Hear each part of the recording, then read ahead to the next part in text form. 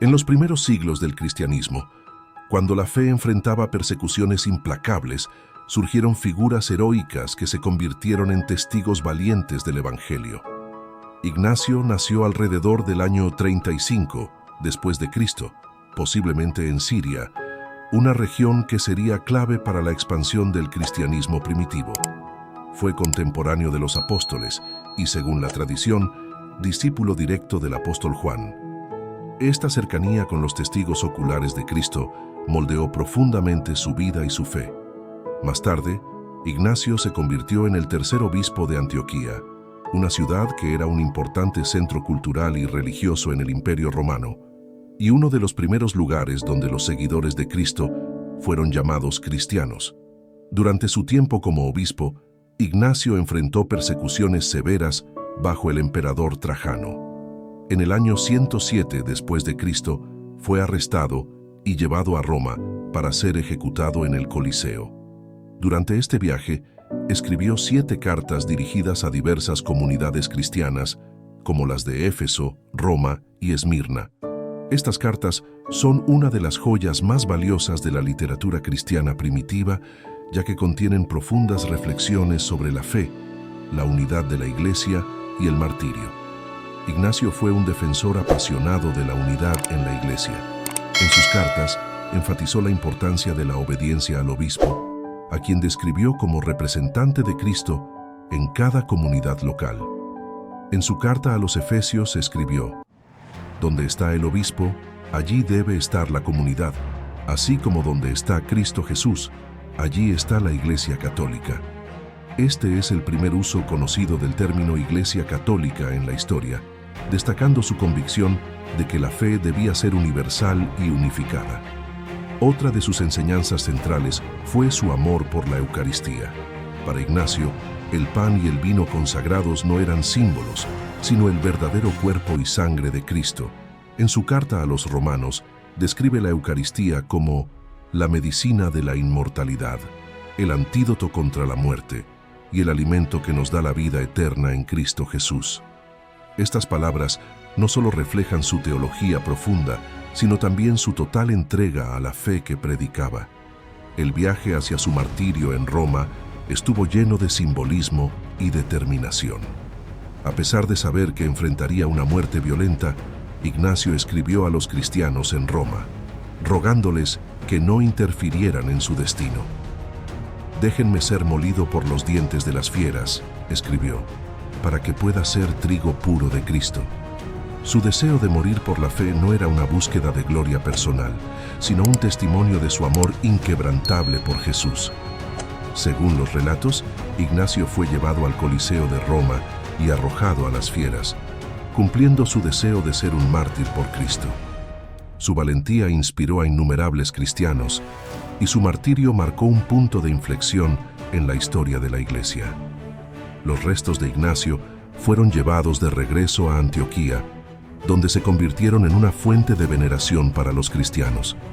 La vida de Ignacio también está llena de curiosidades que subrayan su carácter único. Se dice que, en una visión, vio a los ángeles glorificando a Dios en una liturgia celestial, lo que influyó en su amor por la adoración litúrgica. Además, algunos relatos lo describen como el niño que Jesús tomó en brazos en el Evangelio de Mateo, cuando dijo: «El que recibe a un niño como este en mi nombre, me recibe a mí». Aunque esta tradición es simbólica, ilustra cómo los primeros cristianos veían a Ignacio como alguien muy cercano al corazón de Cristo. Las enseñanzas de Ignacio están profundamente enraizadas en la fe católica. Su defensa de la Eucaristía, la autoridad del obispo y la unidad de la Iglesia son pilares fundamentales que siguen vigentes en la doctrina de la Iglesia Católica. Su vida nos desafía a reflexionar sobre nuestra propia fe y a preguntarnos si estamos dispuestos a defenderla con la misma valentía y amor. El legado de Ignacio de Antioquía sigue vivo en cada misa, en cada comunidad católica que se une alrededor del obispo y en cada cristiano que busca vivir plenamente el Evangelio. Su historia no es solo la de un mártir, sino la de un hombre que, con su vida y muerte, mostró lo que significa amar a Cristo sin reservas. Hoy, al recordar a Ignacio, renovemos nuestro compromiso con la fe que hemos recibido, que su ejemplo nos inspire a vivir con valentía, a buscar la unidad en la Iglesia y a participar con reverencia en el misterio de la Eucaristía.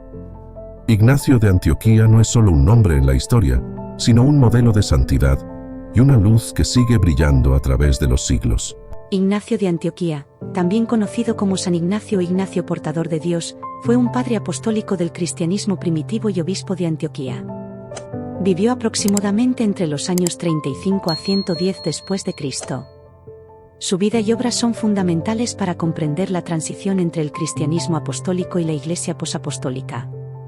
San Ignacio escribió 7 cartas durante su viaje hacia Roma, donde sería martirizado. Estas cartas son documentos clave del cristianismo primitivo. En la carta a los Efesios exhorta a la unidad en Cristo y resalta la importancia de seguir al obispo como representante de Dios. En la carta a los Magnesios aconseja obediencia al obispo y advierte contra los peligros del judaísmo y la herejía.